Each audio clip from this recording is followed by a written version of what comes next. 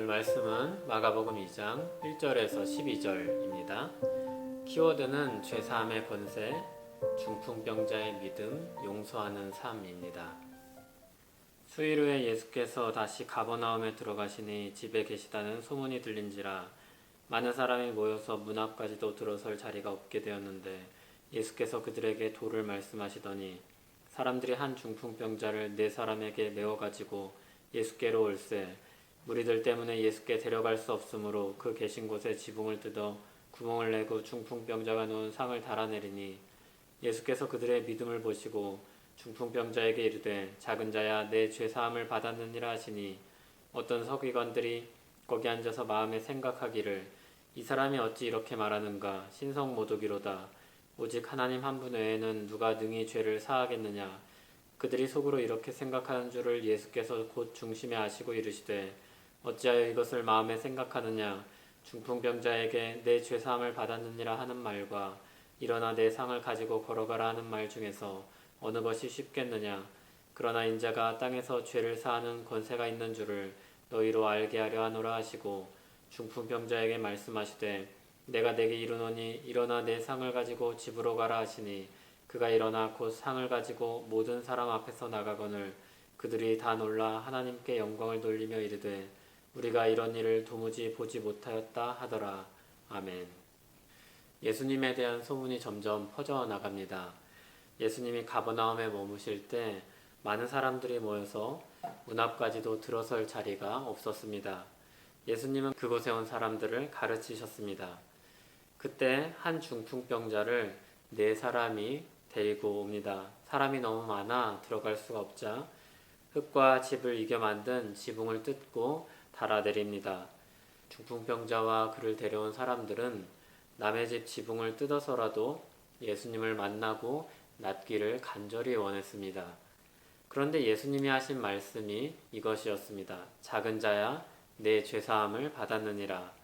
이에 서기관들은 신성모독하는 발언이라고 마음속으로 생각했습니다.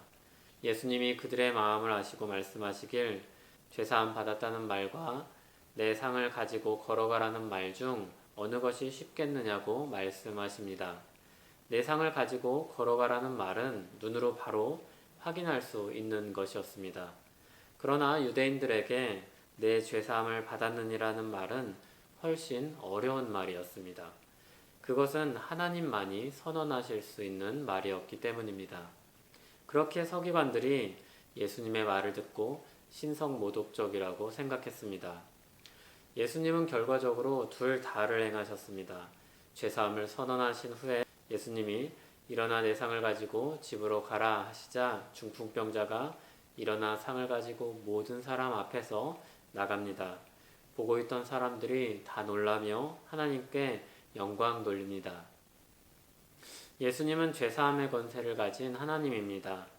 마가복음은 예수님을 하나님의 아들로 계시합니다. 성령 하나님이 증거하셨고 또한 능력을 통해 드러내셨습니다.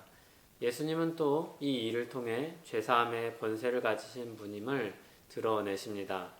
예수님은 믿음으로 나오는 자에게 죄사함의 은혜를 베푸시는 하나님입니다. 예수님은 이 일을 위해 오셨습니다. 죄로 인해 하나님과의 관계가 깨지고 멸망을 향해 가는 사람들을 구원하시기 위해 오셨습니다. 예수님은 죄로 인해 고통받는 사람들을 불쌍히 여기시고 그 문제를 해결해 주십니다. 용서는 참 어려운 일입니다. 누구에게나 그럴 것입니다. 베드로가 예수님을 찾아와서 묻습니다. 예수님 대체 얼마나 더 용서해 주면 좋을까요? 베드로는 어쩌면 그런 말을 듣고 싶었는지 모릅니다. 그래, 그 정도면 됐다. 훌륭하다. 잘했다. 사실 이 마음이 우리 마음입니다. 이 정도면 잘했다. 그 정도면 괜찮다. 그런데 예수님은 7번을 70번까지라도 용서하라고 말씀하셨습니다. 그것이 하나님 마음이기 때문입니다. 그것이 우리가 받은 용서이기 때문입니다. 사랑하는 사람을 용서하는 것도 어렵습니다. 원수를 사랑하라는 것은 택도 없습니다. 그런데 그런 사랑까지 요구하시는 이유가 무엇입니까? 우리가 그런 사랑을 받았기 때문입니다. 우리는 하나님께 원수였습니다. 그러나 그리스도께서 십자가에 달리셔서 우리 죄를 대신 지심으로 우리는 용서받았습니다. 우리는 사랑받을 만한 자격이 있어서 구원받지 않았습니다. 용서받을 만한 처지여서 용서받지 않았습니다. 오직 예수 그리스도 때문에 구원받았습니다. 예수 이름으로 용서받았습니다. 그리고 우리에게 그에 합당한 삶을 요구하십니다. 용서받은 자로 살아가길 원하십니다. 내 마음이 너그러워서 다른 사람들보다 더 잘 참아서 용서하면 복을 받아서 그래서 용서하는 게 아닙니다. 나를 용서하신 그 은혜 안에 살아가는 자로서 나도 용서하며 살려고 하는 것입니다.